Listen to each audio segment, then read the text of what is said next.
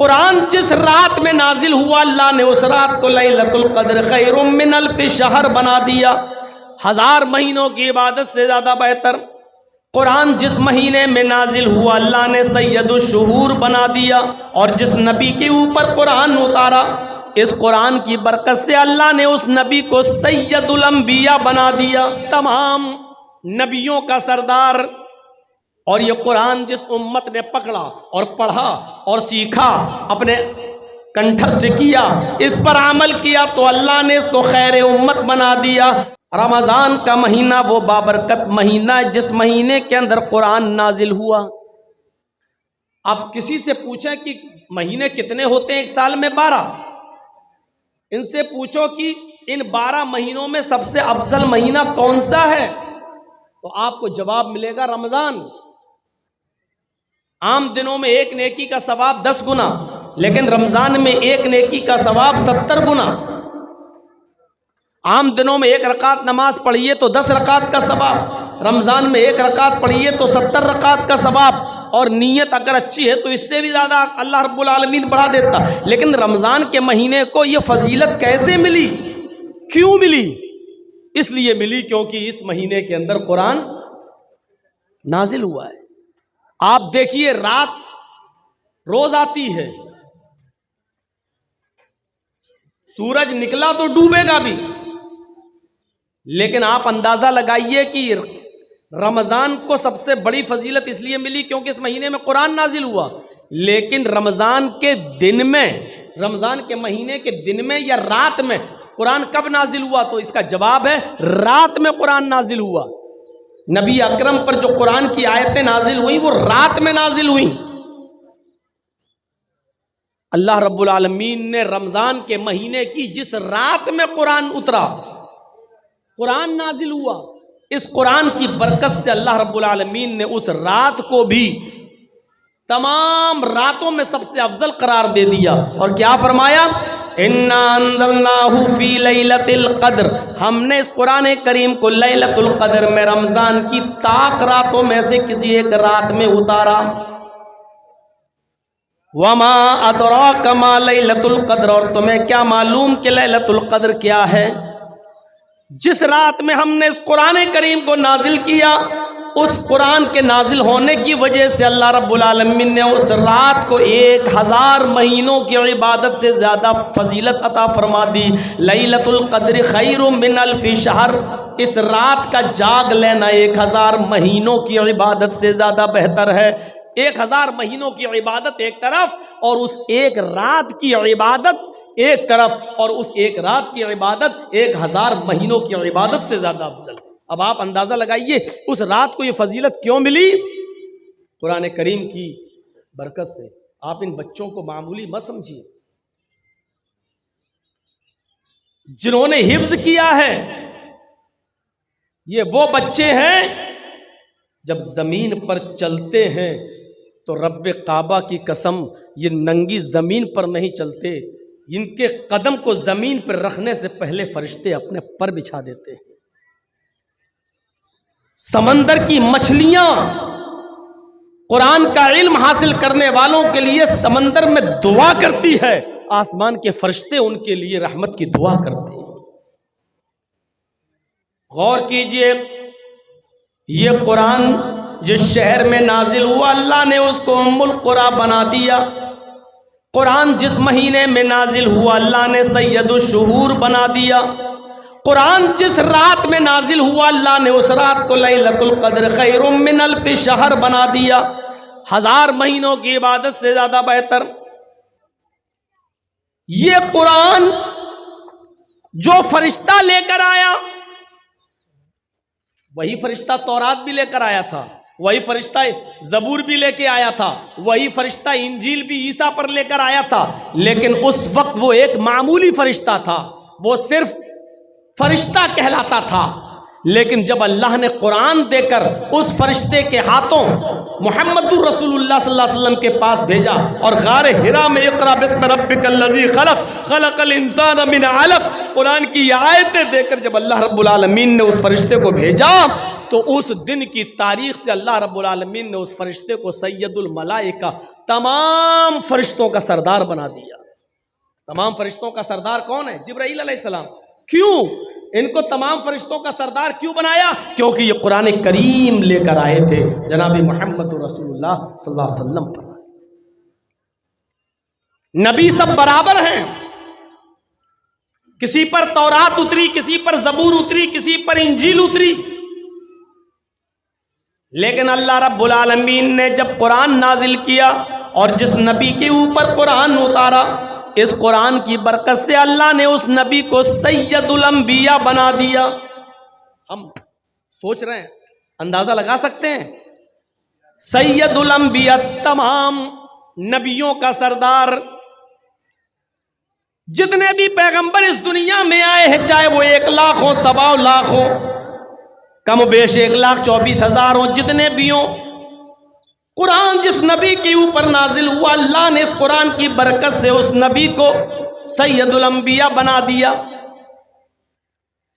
اور یہ قرآن جس امت نے پکڑا اور پڑھا اور سیکھا، اپنے کنٹھسٹ کیا، اس پر عمل کیا، تو اللہ نے اس کو خیر امت بنا دیا۔ کنتم خیر امت، تم سب سے بہتر امت ہو۔ دنیا میں بہت سی امتیں، بہت سی قومیں، لیکن تمہیں سب سے بہتر قوم بنایا جا رہا ہے، اس لیے کیونکہ تم قرآن کو پڑھتے ہو اور قرآن کے مطابق تم دوسروں کو نیکی کا حکم دیتے ہو اور برائیوں سے لوگوں کو روکتے ہو۔ کنتم خیر امہ، قرآن جس امت نے پکڑا اس کو خیر امت کہہ دیا۔ جب قرآن شہروں کی حیثیت بدلتا ہے، فرشتے کی حیثیت بدلتا ہے، مہینے کی حیثیت بدلتا ہے، رات کی حیثیت بدل رہا ہے، تو ایسا کیسے ہو سکتا ہے جو قرآن پڑھائے اس کا مقام نہ بدلے اور جو قرآن پڑھے اس کا مقام نہ بدلے؟ ایسا کیسے ہو سکتا ہے؟ اس لیے اللہ کے نبی نے فرمایا، خیرکم من تعلم القرآن وعلمہ، تم میں سب سے بہتر وہ ہے جو قرآن کو خود پڑھتا ہے اور دوسرے کو پڑھاتا ہے، جو خود سیکھتا اور دوسرے کو سکھاتا ہے۔ یہ ہے قرآن کا مقام، یہ ہے قرآن کا مرتبہ، یہ ہے قرآن کی حیثیت جس نے دنیا کی تمام چیزوں کی حیثیتوں کو بدل دیا۔ اللہ کے نبی فرماتے ہیں، ان اللہ یرفع عن ھذا القرآن اقواما ویضع بہ الآخرین، اس قرآن پر عمل کرنے کی وجہ سے اللہ رب العالمین بہت سی قوموں کو ترقی دیتا ہے، عروج پر پہنچا دیتا ہے، ثریا عطا فرماتا ہے، اور قرآن چھوڑ دینے کی وجہ سے اللہ رب العالمین بہت سی قوموں کو ذلیل کر دیتا ہے، رسوا کر دیتا ہے، بہت سی قوموں کو نیست و نابود کر دیتا ہے۔ یہی قرآن ہے جس کی وجہ سے اللہ قوموں کو عزت بخشتا ہے، یہی قرآن ہے جس کی وجہ سے اللہ رب العالمین اگر چھوڑتا ہے کوئی اس پر عمل نہیں کرتا تو اس کی وجہ سے قوموں کو ذلیل کر دیتا ہے۔ قرآن جو سنتا تھا اس کے دل کی دنیا بدل جاتی تھی۔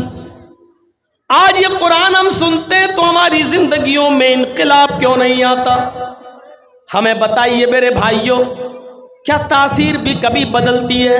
برف پہلے ٹھنڈا تھا، آج بھی برف ٹھنڈا ہے۔ آگ پہلے گرم تھی، آج بھی آگ گرم ہے۔ مرچ پہلے بھی تیکھی تھی، آج بھی تیکھی ہے۔ نمک پہلے بھی کھارا تھا، آج بھی کھارا ہے۔ چینی جب بنی تھی تب بھی میٹھی تھی، آج بھی چینی میٹھی ہے۔ گڑ جب پیدا ہوا تب بھی میٹھا تھا، آج بھی وہ میٹھا ہے۔ لیمو پہلے کھٹا تھا، آج بھی کھٹا ہے۔ دنیا کی کوئی چیز اٹھا کر دیکھ لو، کسی چیز کی حیثیت میں ہم چینجنگ نہیں دیکھتے ہیں، تبدیلی نہیں دیکھ رہے ہیں۔ مرچ جب پیدا ہوئی تو تیکھی، آج بھی تیکھی۔ نمک پہلے کھارا، آج بھی کھارا۔ چینی اور گڑ پہلے میٹھا، آج بھی میٹھا۔ میرے بھائیوں، پھر قرآن کی تاثیر کیسے بدل گئی؟ پہلے جو قرآن پڑھتا تھا اس کے دل کی دنیا بدل جایا کرتی تھی۔ آج یہ قرآن ہم پڑھتے ہیں اور سنتے ہیں، لیکن آج ہمارے دل کی دنیا کیوں نہیں بدلتی؟ آج اس قرآن کی تاثیر کیسے ختم ہو گئی؟ یہ قرآن تو وہ تھا جو بڑے سے بڑے غصے والے انسان حضرت عمر فاروق جو غصے میں تلوار لے کر محمد رسول اللہ کی گردن اڑانے کے لیے جا رہے تھے، لیکن سنا کہ میری بہن و بہنوئی مسلمان ہو گئے، اسلام لائے، جب ان کے گھر گئے دروازے پر کھڑے ہو کر قرآن کی چند آیتیں سن لی. کہا بتاؤ کیا پڑھ رہے تھے؟ مارا بہن کو بھی بہنوئی کو بھی. جب بتا دیا گیا کہ ہاں قرآن پڑھ رہے تھے اور ہم اس سے بدل نہیں سکتے, ہم اس کو چھوڑ نہیں سکتے, تب حضرت عمر نے کہا اچھا مجھے بھی سناؤ یہ کیا ہے جو اس کو پڑھ لیتا ہے سن لیتا ہے پھر چھوڑنے کا نام نہیں لیتا. چند آیتیں قرآن کی سنی, ایک آیت دو آیت مشکل سے 3 آیتیں ہی پڑھی تھیں اور عمر فاروق نے 3 آیتیں ہی سنی تھیں. چیخ پڑے نہیں نہیں یہ قرآن کسی انسان کا کلام نہیں ہو سکتا, یہ قرآن کسی انسان کا کلام نہیں ہو سکتا ہے. آئے میری بہن, آئے میرے بہنوئی, مجھے بھی اس ذات کے پاس لے چلو جس کے اوپر یہ قرآن نازل ہوا ہے, یعنی محمد الرسول اللہ صلی اللہ علیہ وسلم کے پاس لے کر چلو.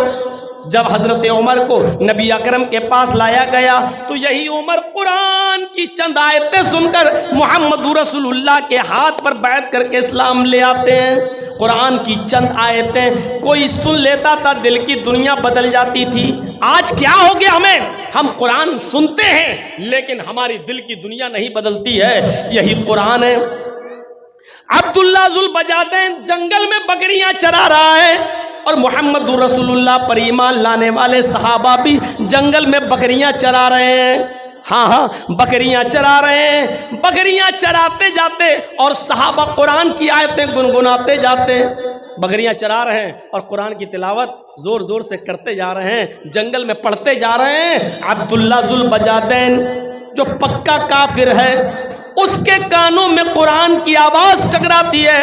صحابہ کو قرآن پڑھتے ہوئے دیکھتا ہے تو کان لگا کر سننے لگتا ہے. ابھی اس نے چند آیتیں ہی سنی تھی جنگل میں بکریاں چراتے ہوئے, چند آیتیں ہی سنی تھی کہ وہ فوراً اپنی بکریاں لے کر واپس آتا ہے اور اپنے چچا سے کہتا ہے اے چچا ان بکریوں کو پکڑو, اب میں ان بکریوں کو نہیں چراؤں گا اور آپ کی غلامی سے آزادی چاہتا ہوں, اس لیے کہ آج ہم نے ایک ایسی کتاب سنی ہے, آج ایسی آیتیں سنی ہے, آج ایسا کلام سنا جو کسی انسان کا کلام نہیں ہو سکتا ہے. عبدالعزیٰ کو, یہ عبدالعزیٰ نام ہے ابھی ان کا, یہ کافر تھے. ابھی جب قرآن کی چند آیتیں سننے کے بعد اپنے چچا کے پاس گئے تو کہا اپنی بکریاں لو. چچا نے کہا کیوں, کیا بات؟ اب میں اسلام لاؤں گا.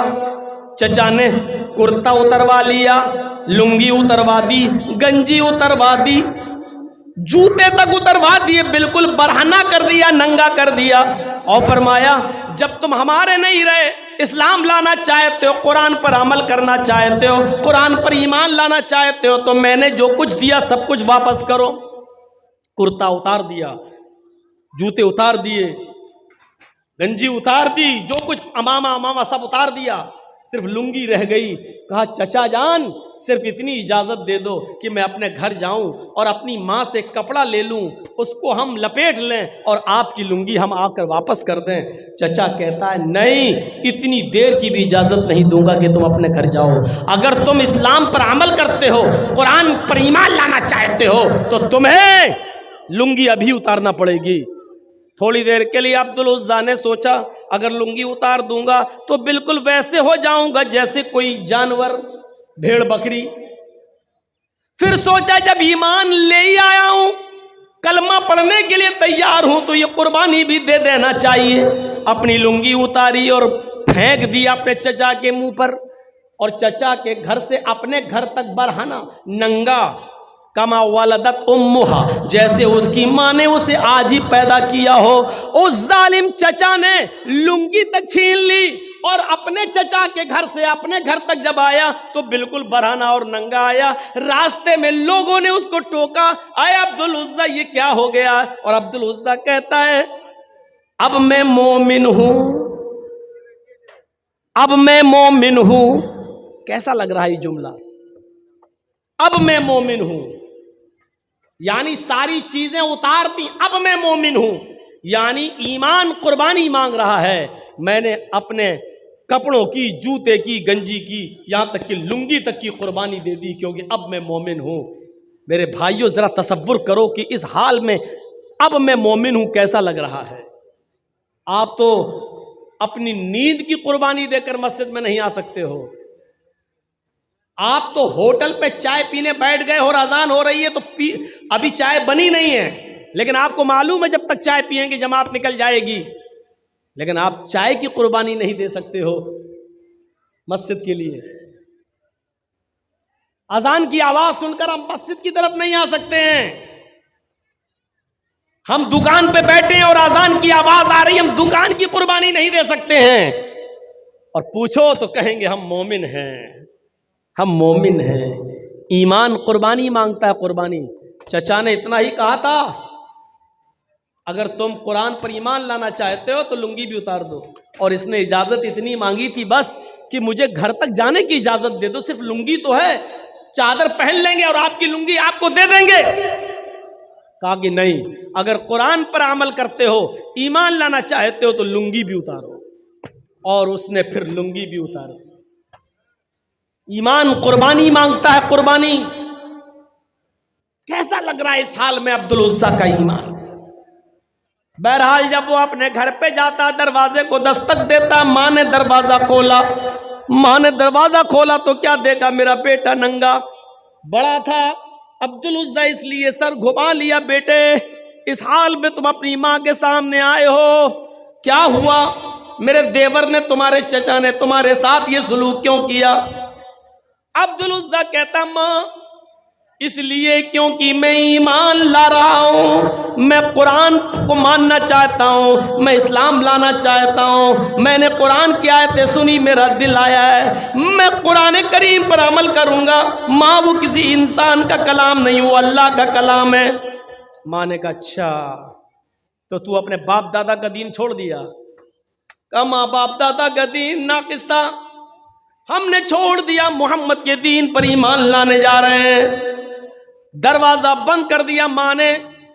اگر تو محمد کے رب پر ایمان لاتا ہے، قرآن پر ایمان لاتا ہے تو میرے گھر کے دروازے بھی تیرے لیے بند. یہ وہ قرآن ہے جس کے لیے اس بیٹے نے اپنے ماں کا دروازہ بھی چھوڑ دیا. ماں میں تجھ سے گھر نہیں مانگ رہا ہوں، روم نہیں مانگ رہا ہوں، زمین نہیں مانگ رہا ہوں. جب تو نے مجھے بیٹا ماننے ہی سے انکار کر دیا ہے تو میں تجھ سے یہ ساری چیزیں کیوں لوں گا؟ ماں تو نے مجھے پیدا کیا ہے اور اب گھر کے دروازے سے باہر نکال رہی ہے. مجھے ایک چھوٹا سا کپڑا دے دے، کوئی چادر دے دے، بس اتنا دے دے کہ میں اس چادر کو، اس کپڑے کو پہن کر مکے سے مدینہ چلا جاؤں اور جناب محمد رسول اللہ کے ہاتھ پر ایمان لے آؤں. ماں نے کہا اچھا ٹھیک ہے. اندر گئی اور ایک چادر اٹھا کر اوپر سے پھینک دی، لے اب تیری شکل مجھے نہیں دکھنی چاہیے. یہ ہے قرآن پر ایمان، اپنے گھر کی بھی قربانی. اب کوئی گھوڑا نہیں ہے، کوئی اونٹ نہیں ہے، کوئی چیز نہیں ہے. چادر کے 2 ٹکڑے کر دیے. جو ماں نے چادر پھینکی اس کے 2 ٹکڑے کر دیے. ایک ٹکڑا پہن لیا اور دوسرا ٹکڑا اوپر ڈال لیا اور چل دیا مکے سے مدینہ. جن لوگوں نے حج یا عمرہ کیا ہوگا وہ اچھی طریقے سے جانتے ہوں گے، کوئی تقریباً 400 کلومیٹر کی دور. تصور کیجیے آپ، عبد العزیٰ کے پاس گھوڑا بھی نہیں ہے، اونٹ بھی نہیں ہے، اور مکے سے مدینہ پیدل چل رہا ہے. جہاں تھک جاتا اوپر کی چادر زمین پہ بچھا لیتا، بیٹھ جاتا. جہاں نیند آتی اسی جگہ سو جاتا. تھوڑا بہت ستو جو لے کے آیا تھا وہی کھاتا جا رہا ہے. پانی جہاں مل جاتا پی لیتا. رات کا سفر دن کا سفر، رات کا سفر دن کا سفر. چند دنوں کے سفر کرنے کے بعد مدینہ پہنچتا ہے. فجر کی نماز کا وقت ہے. مسجد نبوی میں گھس جاتا ہے اور منبر کے پاس چپکے سے اسی چادر کو اوڑھ کر بیٹھ جاتا ہے. اللہ کے نبی صلی اللہ علیہ وسلم نماز پڑھانے کے لیے فجر کی جب آتے ہیں منبر کے پاس چھپے ہوئے چپکے سے بیٹھے ہوئے اس آدمی پہ نظر پڑتی ہے جو چادر اوڑھ کر بیٹھا ہے. پوچھا ادھر کون؟ جواب دیا عبد العزیٰ. او عبد العزیٰ مکے سے آئے ہو؟ ہاں. کیسے آئے ہو؟ پیدل آیا ہوں. کیا کرنے آئے ہو؟ کہا آپ کو نبی ماننے کے لیے، قرآن کو آسمانی کتاب ماننے کے لیے. فرمایا پیدل چلے آئے ہو؟ کہاں چچا نے مجھے گھر سے نکال دیا، لنگی تک اتار دی، ننگا گھر تک آیا. ماں نے گھر کے دروازے بند کر دیے، صرف چادر لی، گھر چھوڑا، مکان چھوڑا، زمین چھوڑی، جائیداد چھوڑی، صرف قرآن کو اپنانے کے لیے، قرآن پر ایمان مضبوط کرنے کے لیے، اسلام پر ایمان لانے کے لیے میں آپ کے پاس چلا آیا. ادھر نبی اکرم چیختے ہیں اے عبد العزیٰ، گھر چھوڑ دیا، مکان چھوڑ دیا، بیوی بچے چھوڑ دیے، ماں چھوڑ دی، چچا چھوڑ دیا، کپڑا لتا سب چھوڑ دیا، پیدل چلا آیا اور ایمان بچا لیا. تو یہ سودا تم نے بہت سستے میں کر لیا ہے، اس ایمان کے بدلے میں تمہیں جنت ملے گی. کلمہ پڑھا، اسلام لے آیا.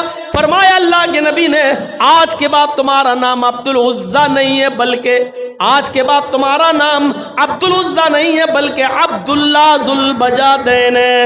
آج کے بعد تمہیں عبداللہ کے نام سے یاد کیا جائے گا. یہ تھا عبداللہ جس نے جنگل میں صحابہ کرام کے منہ سے نکلنے والی آیتوں کو سنا تو ایمان لے آیا، اس کی دل کی دنیا بدل گئی. یہ قرآن کی تاثیر تھی. لیکن آج قرآن کی تاثیر کیسے بدل گئی؟ ابھی میں نے مثال دی، ان کھانے پینے کی چیزوں کی تاثیر نہیں بدلی، قرآن کی تاثیر کیسے بدل گئی؟ آج ہم پڑھتے ہیں، رمضان میں پورا پورا قرآن سنتے ہیں، کچھ مسجدوں میں ایک ہی رات میں پورا قرآن پڑھ لیا جاتا ہے. نئی دکان، نئے مکان میں کرائے کے ٹٹوؤں کو بلا کر پورا قرآن ایک دن میں پڑھ لیا جاتا ہے. میں پوچھتا ہوں میرے بھائیوں، قرآن آج ہمارے حلق کے نیچے کیوں نہیں اتر رہا ہے؟ میں پوچھنا چاہتا ہوں قرآن کی تاثیر کیسے بدل گئی؟ یہ قرآن وہ قرآن تھا، یہ قرآن وہ کتاب تھی جو ڈنکے کی چوٹ پر اعلان کر رہی ہے کہ لو انزلنا ھذا القرآن علی جبل لرأیتہ خاشعا متصدعا من خشیۃ اللہ. اگر ہم نے اس قرآن کریم کو کسی اونچے پہاڑ کے اوپر نازل کیا ہوتا، اللہ کہہ رہا ہے لو انزلنا ھذا القرآن علی جبل، اگر ہم نے کسی ایک پہاڑ کے اوپر ہم نے اس قرآن کریم کو اتارا ہوتا، لرأیتہ، تو اے محمد صلی اللہ علیہ وسلم آپ اس پہاڑ کو دیکھتے، آپ اس پہاڑ کی حالت دیکھتے، خاشعا متصدعا من خشیۃ اللہ، وہ جھکا جا رہا ہوتا، متصدعا پھٹا جا رہا ہوتا، من خشیت اللہ، اللہ کے خوف سے. اگر ہم نے اس قرآن کریم کو انسان کے علاوہ اگر ہم نے پہاڑ پر اتارا ہوتا تو پہاڑ بھی اللہ کے خوف سے پھٹ جاتا، جھک جاتا، دھس جاتا. اس قرآن کریم کے بوجھ کو پہاڑ تک نے، اللہ کہتا ہے کہ ہم نے پیش کیا، ان عرضنا الامانۃ علی السماوات والارض، ہم نے اپنی اس امانت کو، اس قرآن کو آسمانوں پر پیش کیا. آسمان نے کہا نہیں اللہ، ہم اس کا بوجھ نہیں اٹھا سکتے.